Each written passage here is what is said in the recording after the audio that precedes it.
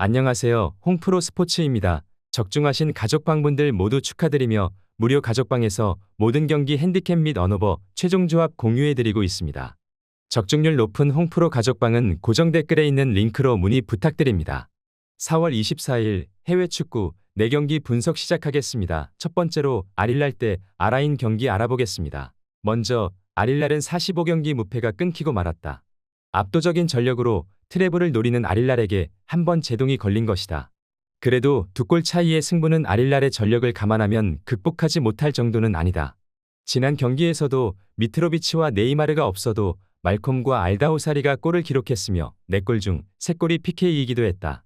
수비진의 안정성이 크게 떨어지는 모습이었다고 하나 지난 경기에서는 블라이가 복귀한 지 얼마 안 된 상황이라 수비진 안정감이 아주 완전하지 않았다. 이어서 아라인은 사실상 아릴랄을 잘못 건드린 듯한 양상으로도 보이는 상황이다. 일단 아릴랄이 급해진 상태라서 밀어붙이는 양상을 1차전부터 보여줄 것이다. 이 상태에서는 늘 후방에서의 플레이가 불안한 박용우의 문제가 드러날 수도 있을 것이다. 애초에 4-4-2로 나서면서 실점을 줄이려는 시도도 2골을 허용하면서 무위로 돌아갔다고 할 수 있을 것이고 상대 수비진의 구성이 1차전에서 완전하지 않았다는 것도 참고해야 할 것이다. 아릴랄이 홈에서는 2골 차이를 극복할 수 있는 전력 자체는 될 것으로 보인다. 수비진도 블라이가 제 컨디션을 찾는다면 1차전보다는 더 안정성이 높아질 가능성이 높은 상태다. 공격력은 미트로비치와 네이마르가 동시에 없었지만 2골을 뽑아내는 등 꾸준하게 화력을 유지하고 있기도 하다. 아릴랄 승리를 추천합니다. 두 번째로 레스터시티 대 사우샘프턴 경기 알아보겠습니다. 먼저 레스터시티는 일단 웨스트브롬을 잡아내면서 급한 불은 껐다.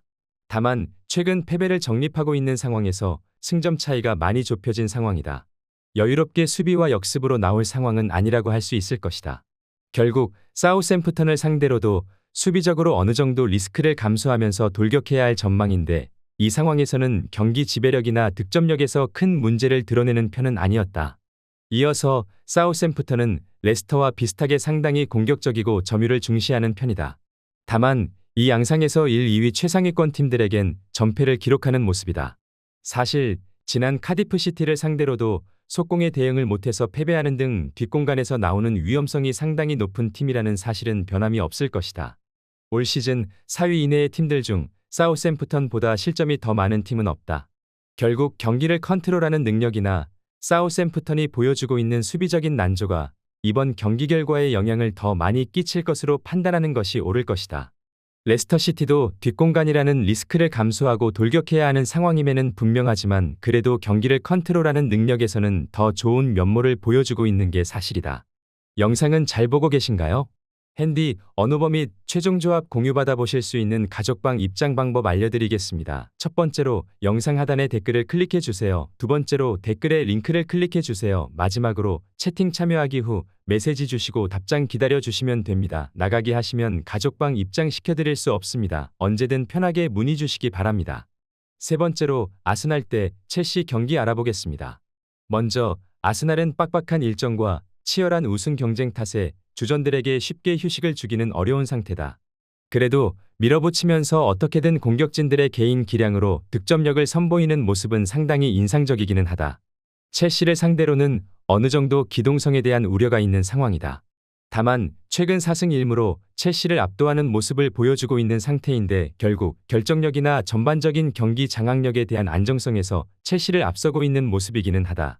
이어서 첼시는 지난 경기에서도 결정력에서 문제를 보이는 등 팔머가 터지지 않으면 상당히 무력한 모습을 보인다는 것이 드러나고 말았다. 그나마 스털링 같은 기동성이 뛰어난 선수들이 활약하는 상황에서는 아스날의 수비진이 상당히 부담을 느끼는 면모를 보여주기도 했으나 무승부로 비겼던 직전 대결에서도 비로 인해서 아스날이 생각보다 실수가 많았던 점을 명심해야 할 것이다. 아스날이 첼시의 기동성에 어느 정도 고생은 할 수 있지만 승리에 더 가까운 전력이라고 본다. 결국 전반적인 경기 운영에서의 안정성을 신뢰해야 할 것이다. 첼시가 B라는 외부 변수가 아니면 아스날을 상대로 별다른 결과를 잘 챙기지를 못하는 모습이 잦기도 했고 팔머가 터지지 않으면 공격력도 그다지 신뢰를 할 수는 없을 것이다. 아스날 승리를 추천합니다. 네 번째로 라치오 대 유벤투스 경기 알아보겠습니다. 먼저 라치오는 1차전에서 패배한 것이 상당한 나비 효과로 나올 수가 있다. 물론 라치오가 홈에서는 유벤투스를 상대로 2연승을 기록하고 있기는 한데 모두 한 골 차이의 신승 양상이기도 했다. 올 시즌 카스테야노스, 임모빌레가 모두 폼이 저하된 라치오로서는 유벤투스의 잠그기에 뾰족한 수를 내지 못할 가능성도 점쳐지는 상태기도 하다. 이어서 유벤투스는 공격을 시도조차 안 할 가능성도 있어 보인다. 일단 지키기가 1순위일 것이고 지더라도 한 골 차이의 석패라면 유벤투스가 만족을 하고 경기를 마무리 지을 가능성도 없지는 않을 것이다. 실제로 유벤투스가 지키는 상황에서는 3백의 견고함에 대해서는 자신이 있을 것으로 보인다. 올 시즌 리그 기준으로 박스 바깥에서 50%의 슈팅 허용을 기록하고 있는 팀은 유벤투스 하나기도 하다. 유벤투스가 제대로 비기기 작전을 선보일 수 있을 것으로 보이는 상황인데 지키는 상황에서는 넘버 9의 역량이 상당히 떨어진 라치오로서도 2골 차이 이상으로 상대를 공략하는 게 쉽지는 않아 보인다. 그만큼 유벤투스가 공격은 몰라도 수비에서는 확실한 역량을 보여주는 편이기 때문이다. 영상은 잘 보고 계신가요?